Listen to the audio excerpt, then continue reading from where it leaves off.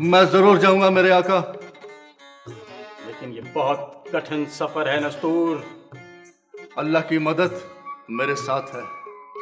हमें यकीन है कि खुदा तुम्हारा साथ देगा और तुम इस सफर से कामयाब और कामरान वापस लौटोगे इंशाअल्लाह। नस्तूर। इस सफर में तुम उमरू को अपने साथ लेकर जाओगे। जो हुक्म मेरे आका। आगे आओ। ये मोहर तुम्हारे लिए और ये कौड़ी उमरू के लिए। बहुत बेहतर मेरे आका। हमने तुम्हें बताया है नस्तूर कि ये बहुत कठिन सफर है, लेकिन जब तक ये मोहर और ये कौड़ी तुम्हारे कब्जे में रहेगी, दुनिया के किसी शैतानी जादूगर का कोई जादू तुम पर असर नहीं कर सकेगा। बहुत शुक्रिया मेरे आका। मगर मेरे आका 3000 साल पुराने जमाने में हम कैसे पहुंचेंगे? हमारे बाग में हमारा उड़न खटोला खड़ा है। जाओ और जाकर उस पर बैठ जाओ, वो तुम्हें तुम्हारी मंजिल पर पहुंचा देगा। जो हुक्म मेरे आका। अब तुम जा सकते हो।